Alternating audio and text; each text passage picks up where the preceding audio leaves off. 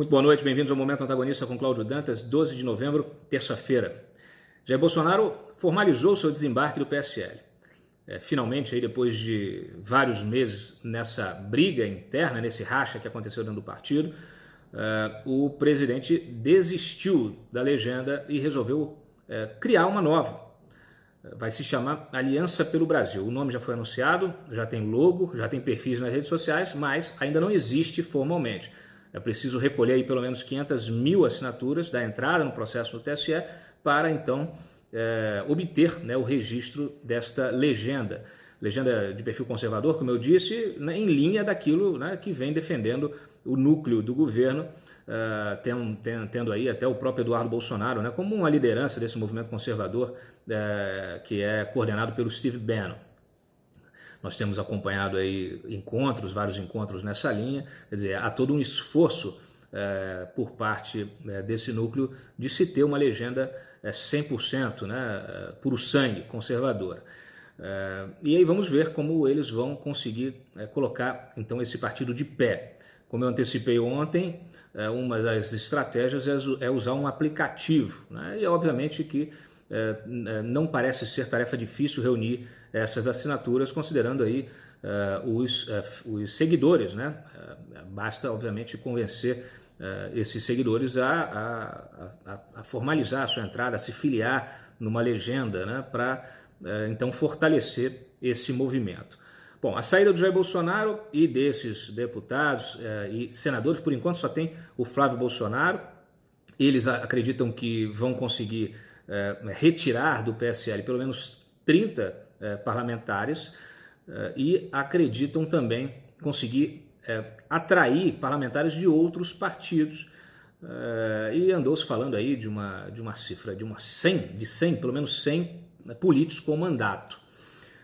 Então vamos aguardar, vamos acompanhar os desdobramentos. Vocês têm as notícias em primeira mão aqui no Antagonista, e efetivamente essa saída, esse fim do casamento, como gosta de dizer o próprio Jair Bolsonaro, o fim do casamento com o Luciano Bivar deixou aí, foi comemorado pelos bivaristas, pelos ex-bolsonaristas, Joyce Hasselmann, que tem pretensões aí para a Prefeitura de São Paulo, enfim, muita gente comemorando de um lado e de outro, não precisam mais brigar.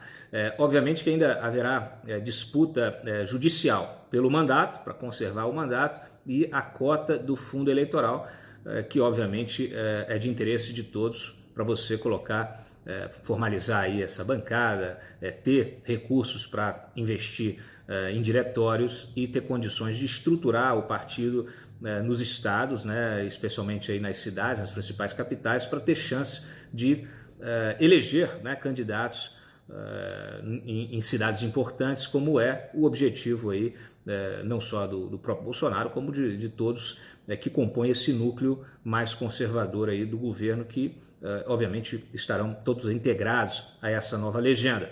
É uma novidade, é importante, vamos então monitorar isso. É claro que a criação de uma nova legenda é sempre mais um partido, nessa pleiade aí, mais de 30 partidos que nós temos em atividade hoje, e isso em algum momento precisa ser resolvido numa reforma política, numa reforma eleitoral, porque não é bom, para a política, não é bom para o debate, não é bom para a democracia. Tantos partidos, muitos desses partidos são simplesmente partidos de aluguel, como foi o próprio PSL, que foi utilizado aí para a eleição do Bolsonaro, e nós temos diversas outras legendas que existem efetivamente só para sugar ali o fundo eleitoral. O fundo eleitoral que agora tem gente querendo já fazer mudar o valor, ampliar, aumentar o valor para 4 bi. E há quem acredite, quem diga que é pouco, 4 bi do seu bolso, do meu bolso, para alimentar essa máquina, essa máquina, a máquina partidária virou, você não tem, na maior parte dessas legendas, você não tem formação de políticos, você não tem formação de profissionais, de servidores, de pessoas que tenham condição, servidores não, mas de pessoas que tenham condição de atuar na máquina, Você poderia formar pessoas que depois ocupam cargos de confiança, mas que tenham competência, né, que tenham formação para ocupar esses cargos. Então, os partidos há muito tempo perderam essa, se é que um dia tiveram, né, aqui no Brasil. A gente sabe que alguns até tinham isso, mas isso meio que se perdeu. Não há mais a preocupação em se formar quadros partidários e quadros partidários com competência para atuar na administração pública. É disso que o país precisa. E, obviamente, esse debate aí sobre a quantidade de legendas, ele deverá ser enfrentado em algum momento, né? Porque realmente é preciso encarar. Bom, gente, além disso, temos aí algumas notícias importantes. Uma delas eu mesmo publiquei. O Bolsonaro andou comentando com interlocutores que lhe agrada ter Sérgio Moro como vice numa eventual chapa de reeleição. Bom, eu, por princípio, sempre disse aqui, não gosto de debater eleição, ainda mais assim uma eleição que vai acontecer só em 2022. Eu acho ruim que os políticos fiquem se dedicando sempre à próxima eleição. É isso que normalmente acontece, virou um vício, um círculo vicioso, essa coisa ainda mais de eleição a cada 2 anos, né? Você tem, então, sempre os políticos sempre preocupados com a próxima eleição e menos preocupados com políticas públicas, né, com a sociedade, com o seu papel, com a sua missão, né, que deveria ser a de tentar melhorar o país, melhorar a sociedade, melhorar as cidades, melhorar os estados, melhorar a vida do eleitor, a vida do cidadão. Então, assim, obviamente que há um interesse estratégico, né, em você atrair o Sérgio Moro para uma chapa que possa, né, disputar aí, então, a reeleição em 2022, especialmente considerando o cenário aí de uma possível anulação, né, dos processos de Lula, né, e ele tendo aí chance de concorrer em 2022. É meio um pouco surreal tudo isso, mas enfim, esse é o cenário que está posto. De qualquer forma, o Moro continua mais, vamos dizer assim, interessado em ocupar uma cadeira no STF do que em adentrar mais ainda na política, né, de peito aberto e concorrer efetivamente, subir em palanque, correr o país. Então vai ser um processo também de convencimento. Obviamente que muita água ainda vai correr debaixo dessa ponte até chegarmos lá na próxima eleição presidencial. Então fica aí pelo menos o registro, né? E seguimos. Nós tivemos, além disso, eu separei para vocês aqui, nós tivemos, bom, a Caixa anunciando uma redução, eu fiz questão de separar essa notícia aqui. Caixa reduz os juros do cheque especial, agora está em 4,99%.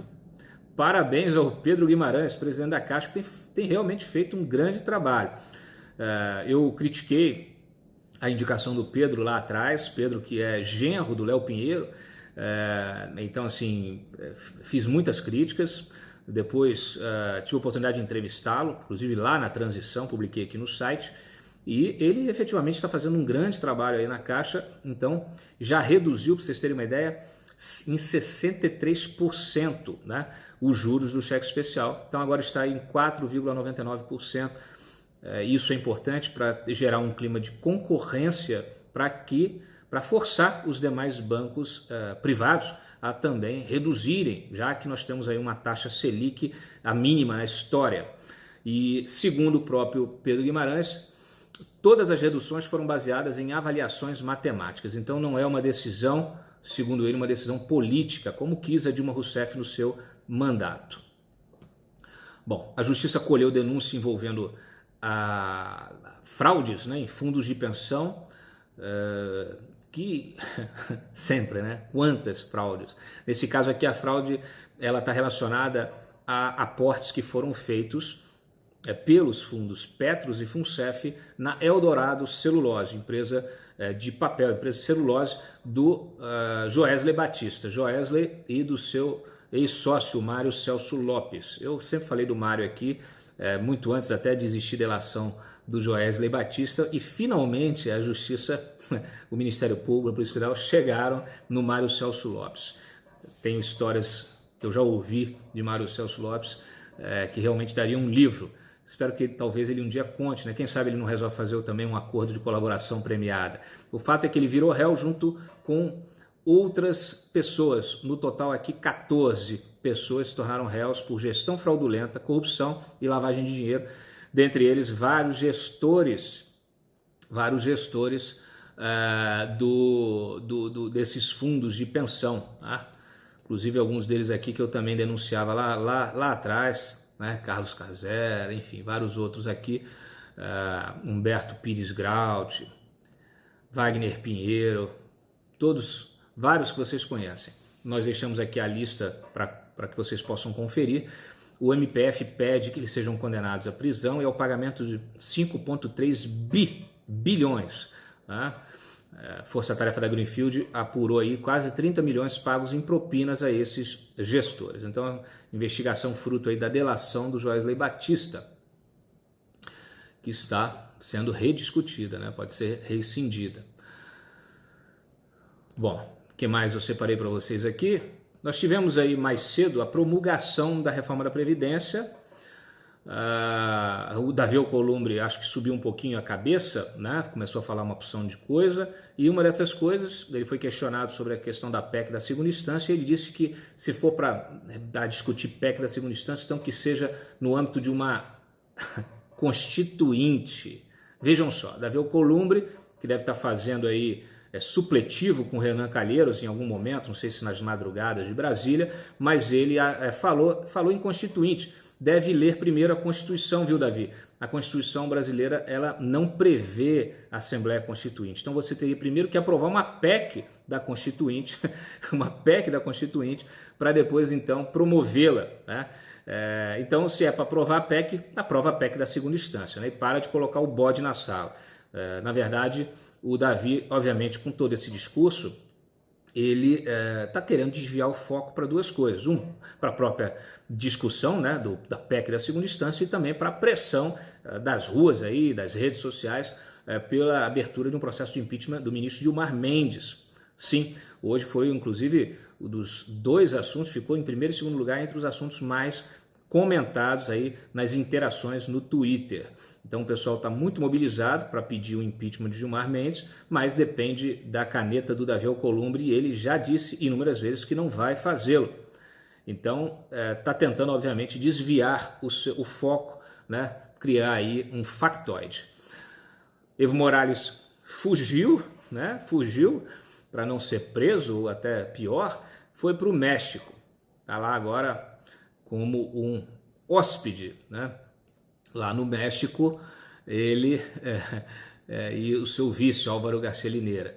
De lá, continuará tentando influenciar a política aí, na Bolívia e prejudicando aí o processo de reconstrução do país, né?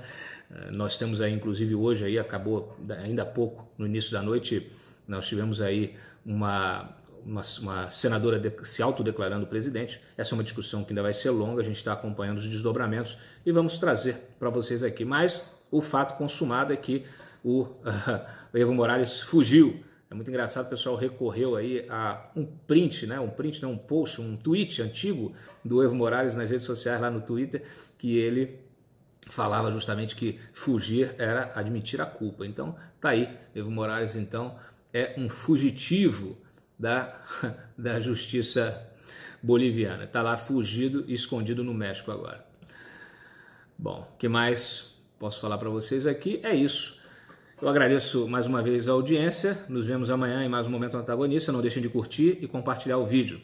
E me acompanhe nas redes. Me acompanhe lá no Twitter, @CláudioIDantas. Um abraço. Tchau.